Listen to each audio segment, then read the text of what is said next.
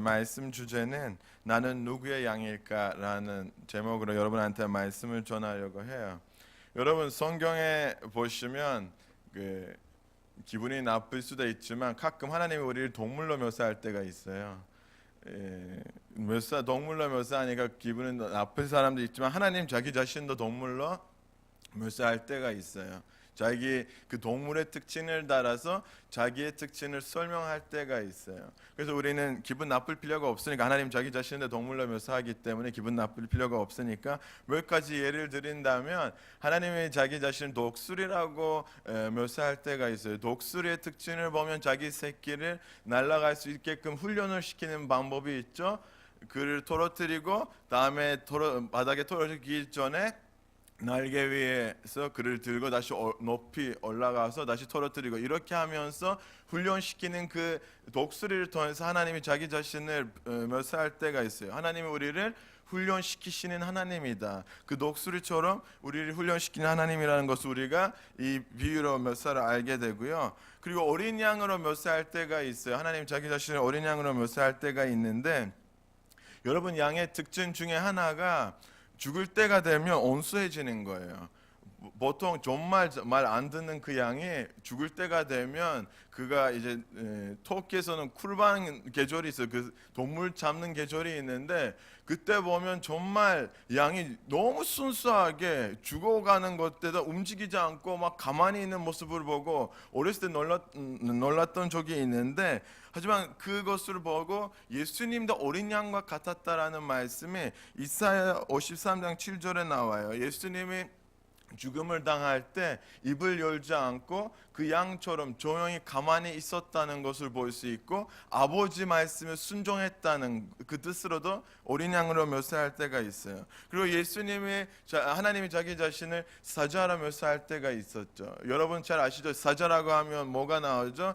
그의 보는 것도 막 권력 있고 막 힘이 있다는 것을 볼 수 있고, 그리고 동물 세계에서는 왕으로도 부르죠.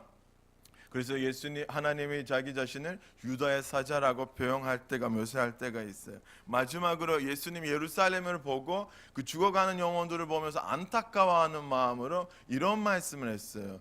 암탉이 자기 새끼들을 자기 날개 아래서 모아서 보호했던 것처럼, 밖에 있는 그 박해와 핍박 가운데 그들을 지키려고 하는 것처럼, 내가 여러 번 여러분을 그렇게 안아주고 여러분을 보호하려고 했는데 저는 당신들은 나를 거부했다라고 말씀하시면서, 그 암탉 그 어머니의 그 심장까지 그 닭이 자기 새끼를 위해서 희생하는 그 모습으로 하나님이 자기 자신을 표현할 때가 있어요. 그러면 하나님이 왜 우리를 양으로 묘사할까? 그래서 오늘 말씀해 보면, 구약에도 나오지만 신약에도 보면 하나님을 사람들을 보고 양으로 묘사할 때가 있어요. 초반에 내가 시작할 때 여러분 기분 나빠하지 마세요 하는 이유가, 터키에서 양을 이해할 때는 조금 욕처럼 들릴 때가 있어요. 양의 특징 중에 하나가 자주 속아요. 쉽게 썩는 동물 중에 하나고, 바보로 이제 표현을 되죠. 터키에서는 욕하면 양 같다, 터키말 나와서 코윤이라고 하는데, 양 같다고 막 이렇게 부정적인 이미지로 표현을 하는데, 어느 날 어떤 무슬림 형제랑 대화를 하고 있는데 저한테 이런 말을 했어요. 우리는 사원에서 설교하는 사람을 이맘이라고 하는데 너희는 교회에서 설교하는 사람을 뭐라고 표현하냐라고 물어보니까 나는 목자라고 했어요. 터키에서는 목회자들을 목자라고 해요. 그래서 목자라고 하니까, 그러면 성도들은 뭐죠? 양이가 하니까 나를 보면서 비웃는 거예요. 그럼 너희는 바보니까 너희에게 목자가 필요하다는 식으로, 그렇게 그 이미지를 부정적으로 이해할 수 있는데, 여기에서 그런 이미지를 받아들일 사람이 없을 거라고 생각하고 이 정도 앞에서 설명하면 되겠죠? 되겠죠? 또 설명이 필요한가요? 아니죠. 양의 특징들을 보면 사실 우리랑 비슷한 점들이 너무 많은데, 여러분 잘 아시니까 그 많은 얘기를 하지 않고 특별하게 우리랑 비슷한 그 몇 가지 점을 가지고 여러분한테 설명을 하고 싶고, 그것을 통해서 우리의 자신을 조금 더 이해할 수 있지 않을까. 왜 우리에게 목자가 필요하고, 우리는 누구를 따라가야 되고 누구의 양이 돼야 되고, 그런 부분들을 조금 더 이해할 수 있지 않을까라서 이렇게 설명을 하고 있습니다. 양의 특징 중에 하나가 위험을 피할 능력이 없는 거예요. 그의 시야가 약한 거를 아시죠? 시야가 나쁘고 좁고, 그리고 그는 반향 감각이 없기 때문에 앞에 있는 어떤 양이, 예를 들면 그를 인도했던, 그가 날아갔던 앞에 있었던 양이 절벽으로 떨어지면 어떻게 돼요? 뒤에 날아가는 양들이? 듣고 계시죠? 반응 없으니까 어떻게 되죠? 다 떨어져 죽는 거 아닌가요? 그들이 앞에 누가 가느냐에 따라서, 누구를 따라가느냐에 따라서 그들의 인생이 달라지고 삶이 달라지는 거예요. 우리도 앞으로 어떤 일이 일어나는지 모르고, 우리의 시야가 너무 짧기 때문에 5분 후에 어떤 일이 일어나는지 모르기 때문에 우리를 누구를 따라 사느냐가 너무 중요한 거예요. 이 양들처럼 우리가 잘못된 방향으로 가면 인생이 정말 헛되게 살 수가 있어요. 이 얘기를 왜 하냐면, 정말 한국에서 교회를 만나면서도 동시에 이단들을 그렇게 따라가는 사람들을 보면 제가 놀랐던 건, 어떻게 그렇게 많은 사람들이 그 거짓 사람들을 따라갈 수가 있어요. 그 앞에 있는 리더 한 사람의 잘못을 다른 사람 따라가면 정말 헛된 인생을 살 수밖에 없어요. 그렇죠? 그래서 목자가 필요하다는 것을 우리가 느낄 수 있고요. 그리고 양의 특징 중에 하나가 고집이 세요. 고집이 세고 제멋대로 행동하는 거예요. 여러분, 동물관을 가다 아이들 돼 있고 아니면 뭐 한 번씩 연애하면서 가본 적이 있으시죠? 거기 가 보시면 막 사자도 훈련이 되어 있고, 그 무서운 곰 같은, 정말 저처럼 생겼지만 곰 같은 동물도 막 훈련이 잘 되고, 코끼리가 훈련이 되잖아요. 그 큰 동물을, 우리가 다가가기가 무서운 그 동물 훈련이 되는데, 여러분, 양이 훈련하기가 불가능해요. 쇼 보면, 동물들의 쇼를 보면 양이 별로 없어요. 왜냐하면 제멋대로 움직이니까, 자기 고집대로 하니까 훈련시킬 수가 없어요. 그것을 이사야 53장 6절에 이렇게 표현했어요. 우리는 다 양 같아서 그릇 행하여 각기 제 길로 갔거늘 여호와께서 우리의 모든 죄악을 그에게 담당시켰다. 결국은 우리가 자꾸 제멋대로, 자기 원하는 대로 살기 때문에 그 양과의 특징이 비슷하다는 것을 볼 수 있어요. 제가 출애굽기를 읽을 때, 정말 예수님을 그때 처음 만나서 처음 성경을 읽었는데, 출애굽기를 읽을 때 극단적인 표현을 했어요. 아니, 이 바보 같은 사람들이 하나님이 그 많은 기적들을 행하고 그들을 구하고 그들을 출애굽시키고 그들을 먹이고 그들을 살리고 그들에게 물을 주시고 그들의 필요를 모든 것을 주셨는데, 어떻게 하나님을 신뢰할 수가 없어요? 어떻게 그 하나님을 버릴 수가 있어요? 어떻게 자기 멋대로 행동할 수 있어요? 이해가 안 되는 거예요. 하나님 왜 40년 동안 그들을 기다려야 되는지 난 이해가 안 됐어요. 그때 당연히 내가 하나님이었으면 그날 죽는 거예요. 나한테는 내 말을 안 듣는데 그만큼 일을 했으면 날아와야지 하는데, 다음에 보니까 그것이 내 모습이었어요. 늦게 발견했어요. 저는 정말 내 멋대로 아무리 훈련을 많이 받아, 아무리 많이 하나님의 일하심을 받아, 저는 더 잘못된 대로 내 멋대로 갈 때가 너무 많다는 것을 보고, 저도 훈련받기 어려운 존재라는 것을 깨달을 때가 있어요. 그리고 양의 다리가 짧은 거 아시죠? 짧은 거니까 자주 넘어지고, 자주 넘어졌다는 것은 우리가 영적으로도 자주 넘어졌다는 의미가 되고, 그리고 뒤집으면, 넘어졌다가 뒤집으면, 짚히면 그가 어떻게 되냐면 스스로 자기 몸을 돌릴 수가 없어요. 그래서 목자가 없으면 어떻게 되냐면 이렇게 계속 있다가 죽는 거예요. 사망하는 거예요. 그러면 목자가 뭐래 와야, 그를 돌려야 그가 다시 살아남을 수 있고 움직일 수가 있는데, 우리 보기에 좀 바보같이 보이지만 자기 자신을 스스로 구할 수 있는 능력이 없다는 거예요. 우리랑 마찬가지고 죽음을 우리가 이길 수 있는 힘이 없고 우리는 죽음을 피할 수가 없지만, 예수님이 어린 양으로 오셔서 우리를 구원하셨다는 것을 말씀을 통해서도 알 수가 있어요. 그리고 마지막으로 예를 드릴게요. 양의 특징 중에 하나가 이기적이에요. 자기 앞에 있는 앞만 보고 나는 뭘 먹어야 돼 하면 거기에 집중하면, 자기 새끼 와서 젖을 먹고 싶어도 쳐서 자기는 자기 앞에 있는 그 먹기를 위해서 열심히 사는 거예요. 저는 이 특징을 보면서 요즘에 우리가 먹고 살기 위해서 너무 바쁘다 보니까 너무 이기적인 존재로 옆에 있는 형제와 자매의 문제를 보지 못하고 정말 다른 사람의 필요를 채우지 못하고 너무 내 앞에 있는 것에 집중하다 보니까 잊어버린 것들을 많지 않을까, 그런 생각도 해봤어요. 그래서 저는 양에게 신실하고 그들을 보호할 목자가 필요한 것처럼 저는 우리도 정말 쉽게 썩고 자주 넘어지고 어리석고 앞이 보지 못하는 우리들에게도 목자가 필요하지 않을까, 그런 생각을 했어요. 우리를 인도할 목자가 필요하지 않을까. 우리는 스스로 맨날 넘어지고 좌절하고 일어나지 못할 때가 있는데, 그러면 우리에게 목자가 필요하지 않을까? 우리를 정말 인도할 만한 그런 목자를 우리가 따라가고 있는가? 아니면 요즘에 나는 누구를 따라가고 있는가? 나는 누구의 양으로 살고 있는가를 우리가 고민했으면 좋겠습니다. 이 얘기를 왜 하냐면, 예수님이 오셔서 마태복음 9장 36절에 나왔는데, 예수님이 오셔서 그 많은 이스라엘 백성 중에 하나님을 믿었고 하나님을 따라갔던 그 이스라엘 백성들을 보면서 마음이 아파하는 거예요. 왜냐하면 그들이 힘들어하고 그들을 좌절하고 삶에서 실패하고 맨날 넘어지고 맨날 일어나지 못하는 그 이스라엘 사람들을 보면서, 그들을 고통 가운데 보면서 예수님이 이런 말을 했어요. 이 무리가 목자 없는 양 같다.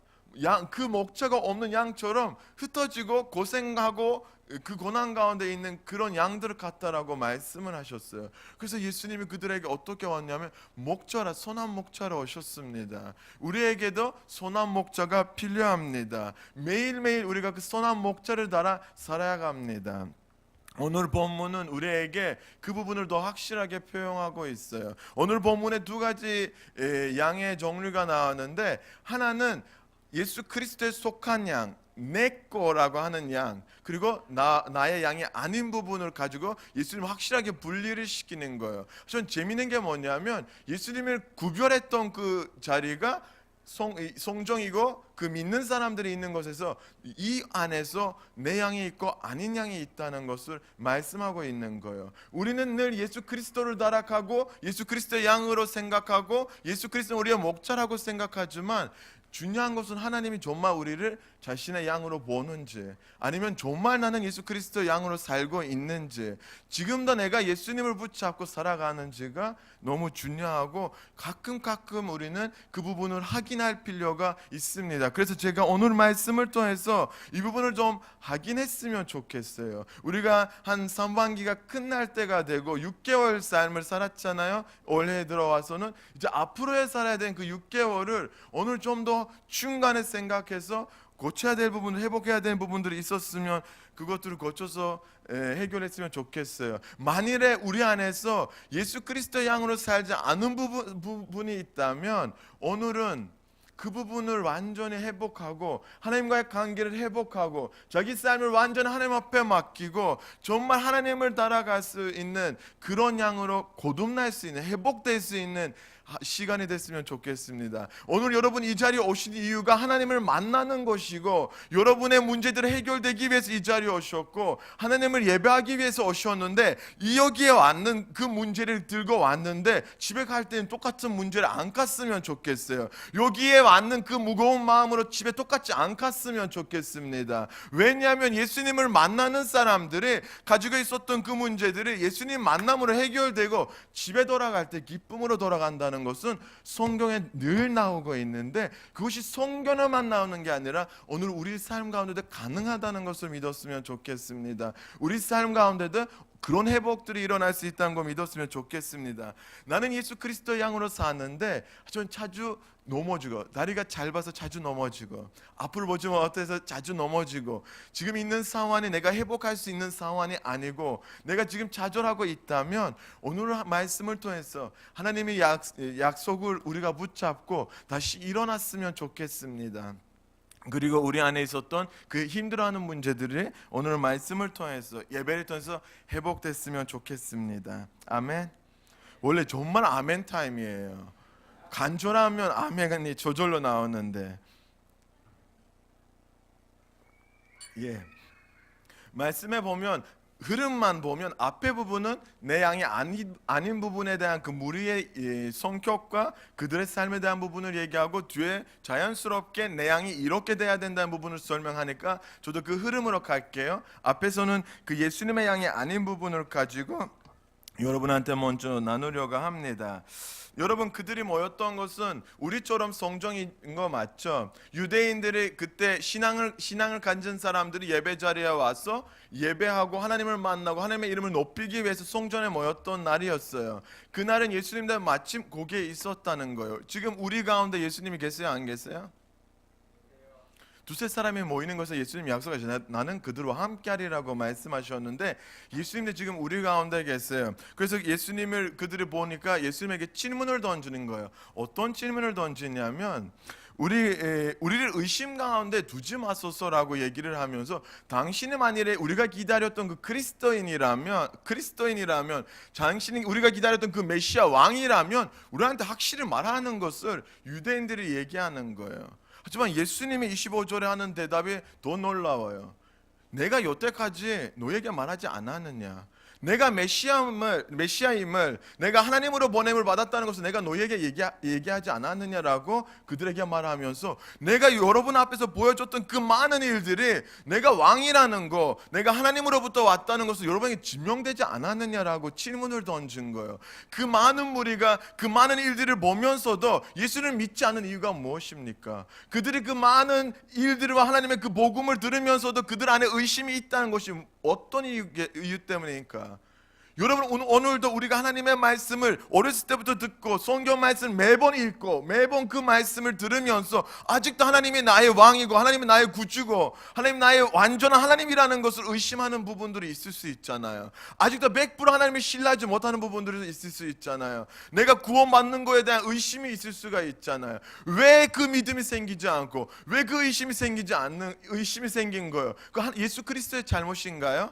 하나님의 잘못인가요? 하나님 우리에게 무관심하기 때문에 우리 안에 믿음이 안 생겨요? 하나님 우리에게 관심을 가지지 않고 우리 사랑하지 않기 때문에 우리가 예수님을 의심하게 되는 거예요? 여러분, 어떻게 생각하세요? 그 유대인들이 그 많은 것을 보기에도 이해 못하고 의심하고 예수님을 믿지 못하는 이유가, 문제는 그들 안에 있었다는 거예요. 그들의 시야에 문제가 있다는 거예요. 왜냐하면 그들은 어떤 생각으로 살냐면, 그들의 세계관에, 그들의 가치관에, 그들의 모든 관심 이 땅을 위한 것이었어요. 이 땅에서 잘 먹고 잘 살고 이 땅 위에서 내가 부유하게 풍성하게 사는 것이 그들의 삶의 목표였어요. 그들의 가치관이었어요. 그들의 삶의 목표가 그런 것들이고, 그들이 그리웠던 예수님의 이미지와 예수님이 하셨던 그 실제적인 이미지로 너무 다른 거예요. 그래서 예수님을 믿지 못하는 거예요. 여러분, 유대인들이 생각했던 그 메시아가 왕이, 여러분 잘 아시잖아요. 어떤 왕을 그들이 기다렸어요? 어떤 메시아를 그들이 기다렸어요? 다윗 같은 그런 왕을 기다리지 않았어요? 다윗 시대는 어땠어요?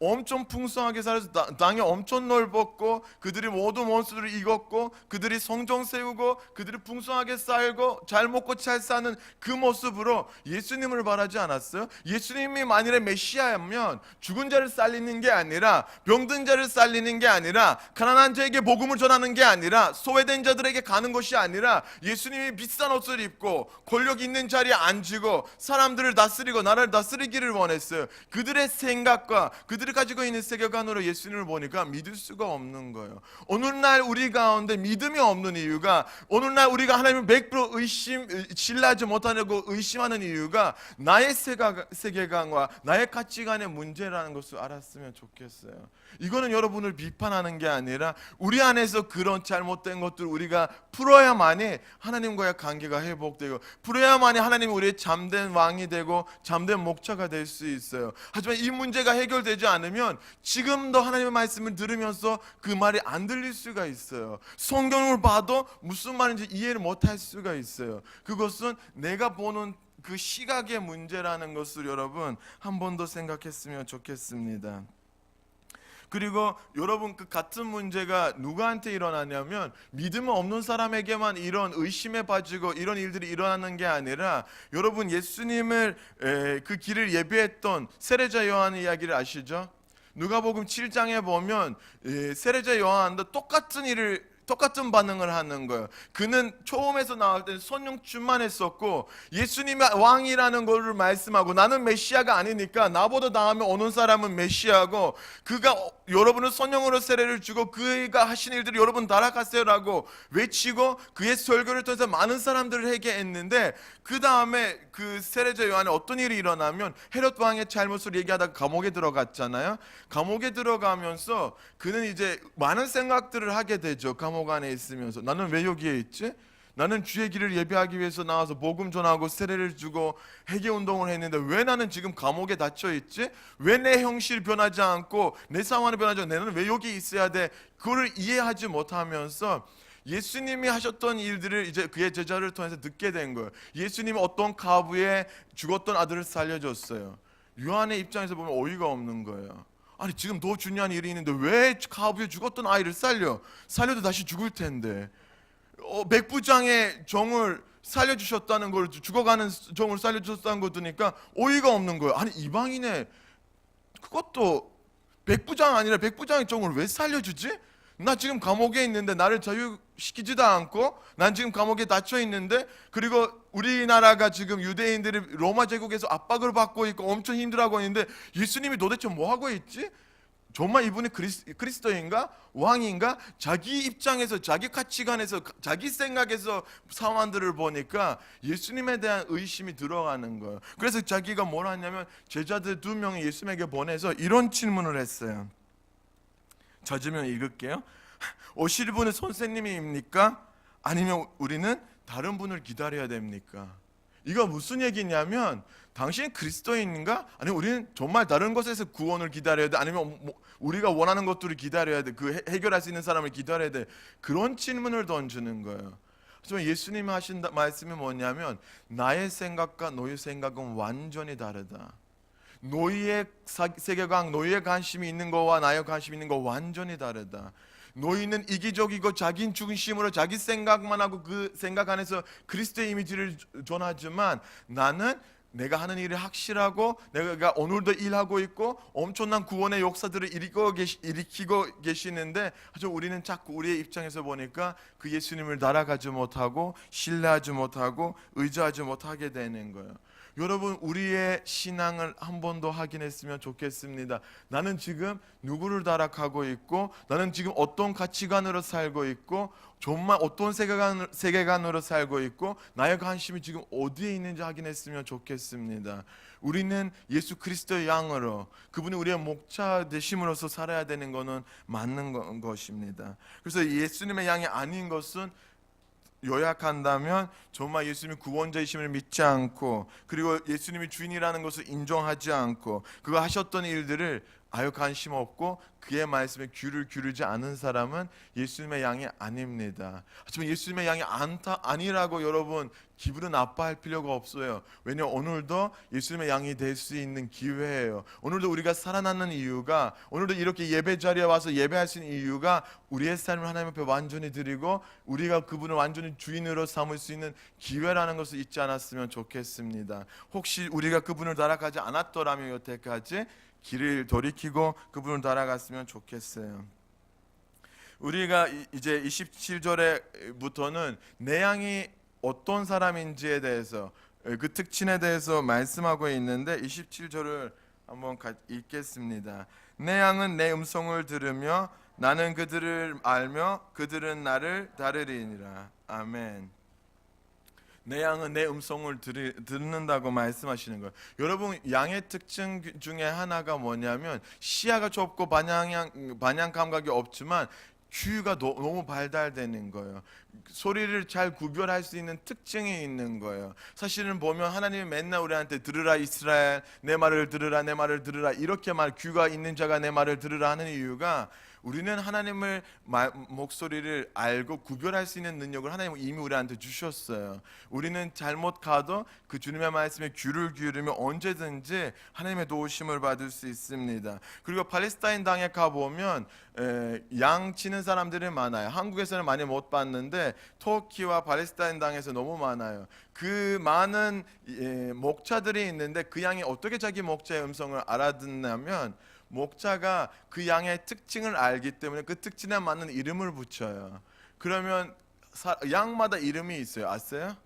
생긴 거는 다 똑같이 생겼지만 다 이름이 있어요. 여러분 오해하지 마세요. 지금 한국에 왔는데 다 똑같이 생긴 거예요. 초반에는 이름을 배우기가 진짜 힘들었어요. 그 사람이 그 사람 같고 그 사람 그 사람 같는데 지금은 다 분별할 수 있어요. 내 눈이 열려졌다는 거죠.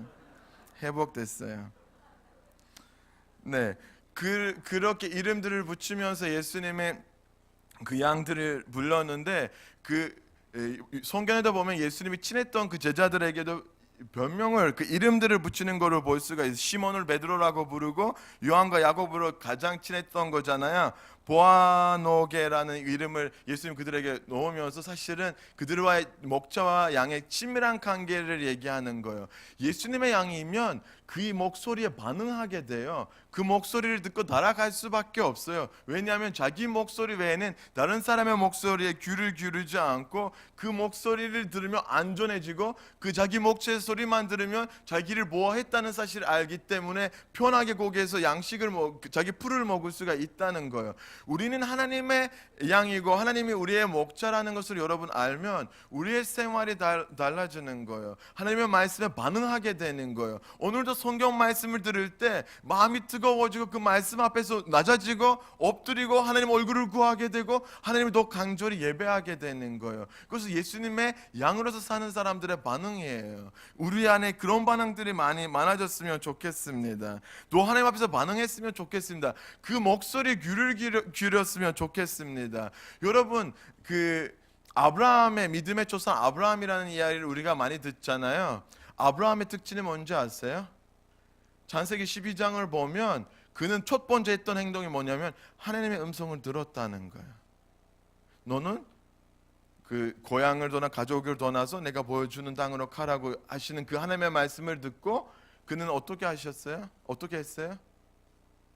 그 말씀을 따라 살았다는 것을 보여줘요. 그래서 하나님이 뭐라고 하냐면 우리의 믿음의 조상이라고 그를 선포하고 그는 하나님의 말씀 반응했던 하나님의 말씀대로 살았던 그런 사람이었어요. 다윗이 하나님을 보고 내 마음에 합한 사람이라고 표현을 하죠. 내 마음에 합한 사람이라고. 왜 그렇게 부르는지 아세요? 다윗은 늘 하나님 앞에서 귀를 기울이면서 하나님이 나에게 오늘 무슨 말씀을 하실까? 목마른 사슴이 시냇물을 찾아 헤매있듯이 내 영이 하나님을 그렇게 찾고 있고 내 영이 그 하나님을 만나고 싶고 그 하나님의 음성을 듣고 싶다고 표현하는 그 다윗은 어떤 일을 하든 꼭 먼저 하나님 앞에 기도를 했어요. 하나님, 내가 이걸 해야 됩니까? 하나님, 이것이 올바른 것입니까? 하나님의 뜻이 무엇입니까? 라는 하나님에게 질문을 던졌는데 여러분 그 다윗의 삶을 보면 늘 승리했다는 것이 나와요. 왜 늘 승리하는지 아세요?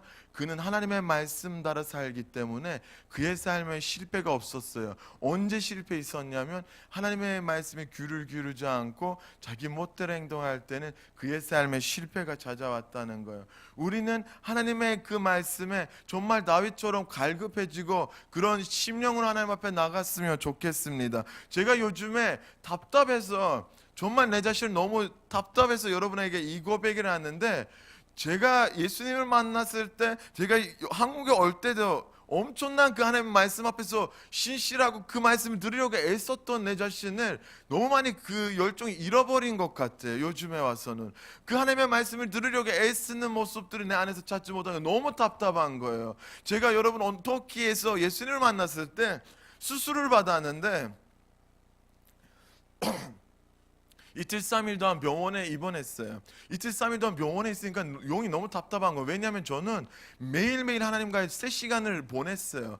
그 예배하고 말씀을 읽으면서 그 하나님 나한테 하신 말씀을 들으려고 하고 그 말씀을 붙잡고 사려고 애썼던 그것이 3일 동안 못하니까 병원에서 수술을 받고 못하니까 너무 영이 답답해지는 거예요. 그래서 제가 병원에서 퇴원하자마자 하는 거 뭐냐면 원래 걸을 수가 없는 상태였는데 버스 타고 교회를 갔어요. 1시간 거리를 가서 예배를 했어요. 그날 예배가 엄청난 많이 하나님의 부르심이 있었어요. 하나님이 나한테 하신 말씀들이 있었어요. 내가 그 말씀들을 붙잡고 세상에서 살아갈 때 승리하는 그 힘이 되고 능력이 됐었어요. 여러분 그 다음에 제가 한국에 왔는데 언어를 몰랐잖아요. 한국말 하나도 모르는데 아내가 저에게 6개월 동안 통역을 했어요. 말씀을 하면 즉시 통역을 옆에서 하니까 정말 울면서 그 말씀들을 먹고, 그 말씀 들을 때마다 내 마음이 뜨거워지고, 내 안에 있는 그 연약함과 죄악을 깨닫고 하나님 앞에 더 의지하게 되고, 내 삶을 더 주님 앞에 맡겼던 그런 시간들을 갖고 있는데, 아내가 6개월 동안 통역을 하니까 자기가 예배를 못 하잖아요. 그래서 나한테는 이런 말을 했어요. 이제 알아서 들으라. 아니, 정말 욕할 수가 없고 뭐 할 수가 없는데 한국말을 못하는데 어떻게 알아서 들으라는 거예요? 막 너무 화가 나는 거예요. 화가 나는데 이해할 수밖에 없잖아요. 왜냐하면 6개월 동안 저를 위해서 항상 통역을 하니까. 여러분, 갑자기 앉았는데 귀 먹는 사람 같아요. 하나도 설교 들리지 않아요.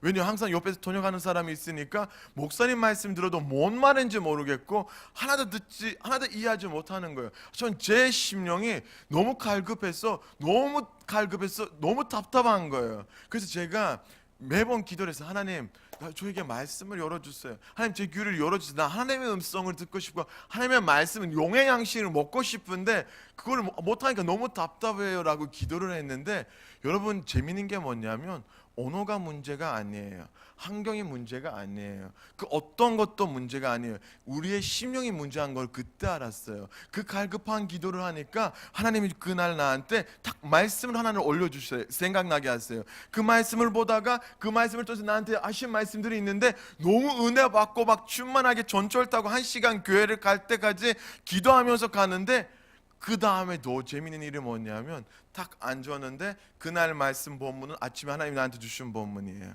더 신기한 것은 그 말씀을 하나님 나한테 열어주셨잖아요. 풀어주셨잖아요. 그날 목사님이 풀어주시는데 나한테 하나님이 말씀하셨던 거랑 똑같은 거를 듣게 되는 거예요. 아는 단어들이 이제 하나씩 두 개씩 나오니까 엉엉 울 수밖에 없어요. 하나님이 목마른 자에게, 갈급한 자에게 주어지는 그 하나님의 말씀, 그 말씀으로 내가 그 어려웠던 내 한국 생활을 정말 은혜 가운데 지나갈 수 있었다는 거예요. 여러분, 지금 내 상태를 보니까 삶이 조금 안전해지니까 하나님 말씀을 귀를 그렇게 갈급하고 그 열정으로 들으려고 하지 않아요. 그거는 하나님이 말씀하시지 않기 때문이 아니라 내 안에 있는 그 갈망이 없어졌기 때문에요. 그러면 여러분, 그 갈망이 없어지면 우리는 누구를 따라 살게 되고, 우리는 무엇을 해서 살게 되고, 누구를 바라보고 살 수 있어요? 우리는 연약하잖아요. 우리 날마다 넘어지잖아요. 날마다 실수하잖아요. 날마다 죄를 범하잖아요. 그럼 우리가 어떻게 살 수가 있어요? 예수 그리스도가 우리의 목자가 되시 않으면 우리는 여러분 살아갈 수가 없는데, 오늘 감사한 일이 뭐냐면 그 다음 28, 29절에 하나님 우리에게 엄청난 큰 약속을 하시는 거예요. 무슨 말씀이라면, 너는 만일에 나의 양이라면 내가 너에게 영원한 생명을 주겠다고. 영원한 생명, 내가 영원히 너와 함께하리라는 그 약속을 하시는 거예요. 이것보다 더 큰 약속이 없어요. 하나님이 우리를 지키시겠다는 약속이고, 하나님 우리의 목자 되시겠다는 약속이고, 시편 23편 보면 주님이 나의 목자시네, 내게 부족함이 없도다. 왜 우리의 삶에 이렇게 부족함이 많죠? 왜 이렇게 힘들죠? 왜 이렇게 지쳐있죠? 주님이 나의 목자 되지 못하기 때문에 아닌가 싶어요. 그래서 예수님 우리의 목자 되면 우리의 필요성을 채워주신 하나님을 경험하게 되고, 우리를 보호하신 하나님을 경험하게 돼요. 그 다음에 뭐라고 말씀하시면, 너는 망하지 않을 거다고 말씀하세요. 너는 절대 멸망하지 않을 거다. 왜? 내가 너를 지키게 될 거다. 내가 늘 너를 지키고 있었고 지킬 거라는 약속을 하시고, 어떤 존재도, 어떤 힘도, 전사도, 그 세상 하늘에 있는 어떤 권세도 너에 대한 그 사랑에서 너를 끊을 수도 없고 내 손에서 너를 빼앗을 수가 없다라고 예수님이 약속하십니다. 우리가 그 약속에 반응했으면 좋겠습니다. 내가 너를 가만히 두지 않겠다. 내가 너의 넘어짐을 그냥 두지 않겠다. 너는 내 양이기 때문에 내가 너를 지키겠다. 내가 너를 일으켜 세워주겠다. 내가 너에게 길이 되겠다. 너에게 진리가 되겠다. 내가 너에게 미래가 되겠다. 내가 너에게 영원한 생명이 되겠다고 주님이 우리에게 말씀하시는 거예요. 우리는 내일을 보지 못하고 5분 후에 보지 못하는 그 우리의 쓸데없는 열정을 하나님 앞에 돌렸으면 좋겠습니다. 내 목표를 하나님 앞에 돌렸으면 좋겠습니다. 올해 들어가면서 세웠던 그 목표를 다시 생각해서 다시 우리의 목표를 회복했으면 좋겠습니다. 다시 주님 안에서 주님 말씀에 귀를 기울였으면 좋겠습니다. 그 하나님은 오늘도 우리에게 말씀하시고 오늘도 우리를 이끌어 주시기를 원하십니다. 오늘 말씀을 가지고 같이 찬양하고 기도하겠습니다.